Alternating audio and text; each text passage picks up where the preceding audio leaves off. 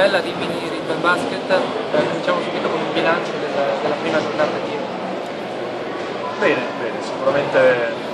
stato impressionante che si siano rimasti stupiti di una location particolare, una nuova nel nostro mondo, che si è riusciti a portare all'interno di un contenitore così bello. Dobbiamo fare i complimenti a Rimini Fiera di questa fiera molto bella, dei campi da basket, della musica, degli stand, degli appassionati che giocano, penso che sia una bella cosa, che possiamo avere un risultato positivissimo.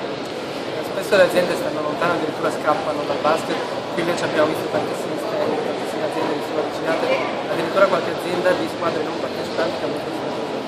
questo insomma, è un segnale comunque positivo. Sì, noi abbiamo puntato dall'inizio, abbiamo visto i numeri di questa lega che viene considerata forse una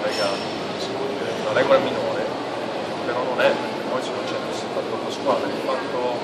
di riuscire a capire che l'unione fa la forza, di coinvolgere tutti, sono dei numeri estremamente importanti, per cui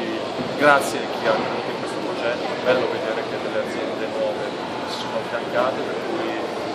l'obiettivo di essere riusciti a portare delle aziende nuove nel nostro mondo, il mondo credito che forse in questo periodo rischia di perderne, è una cosa molto bella.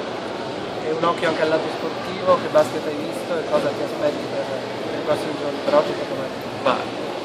sinceramente ho dedicato molto il mio tempo alla fan zone, perché comunque è una fan zone molto viva, con la musica, i giovani, non ho visto tantissimo basket, però sono tutte le domeniche che sono sui campi, vedo un basket di alto livello, vedo i giovani interessanti, vedo i giocatori interessanti, dello spettacolo, del pubblico, parliamo di